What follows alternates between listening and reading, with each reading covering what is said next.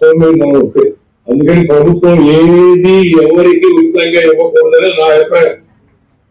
కొంతమందికి అది ఏం సార్ ఫ్రీగా వస్తుంది మీదేం పోయింది, అదేం పోయింది, పోయేది మీ ఆరోగ్యం. ఉదయం అది ఫ్రీగా తీసుకోవడం, సాయంత్రం దాన్ని అక్కడ ఇచ్చి మనం పుచ్చుకోవడం జరుగుతుంది. నవ్వులాడు కానీ భయంకరమైన సంఖ్య. అందుకని ప్రభుత్వాలు ఉచితాలు ఇప్పుడు ఉచితంగా ఏమి ఇవ్వాలా? పేదవాళ్ళకి చదువు ఉచితం చేయి, పేదవాళ్ళకి వైద్యం ఉచితంగా చేసి ఏం వెళ్ళాలి.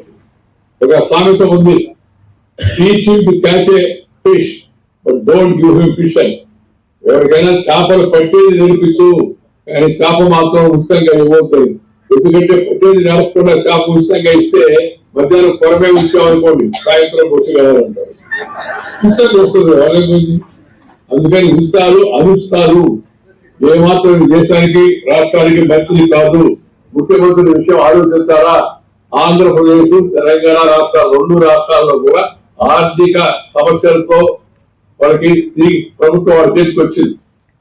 వీళ్ళు చంద్రబాబు నాయుడు గారు చేశారని అన్నో, లేకపోతే అక్కడ ఉన్న రేవంత్ రెడ్డి చేశారు. కానీ వాళ్ళ పరిస్థితి ఏంటుందో అప్పులతో రాష్ట్రం వాళ్ళకి చేసుకొచ్చింది. అలాంటప్పుడు అప్పులు తీర్చే మార్గం, తిరిగి సంపద సృష్టించే మార్గం, జనాన్ని ఆ విధంగా ప్రోత్సహించే మార్గం, వాటిపైన ఎక్కువ దృష్టి పెట్టాలి. కానీ ఉచితాలపైన దయచేసి ఆడవాళ్ళందరూ అడిగారా మేము బస్సు రోజు దిగుతాం ఇంట్లో ఉండవని, ఎవరు అడిగారు?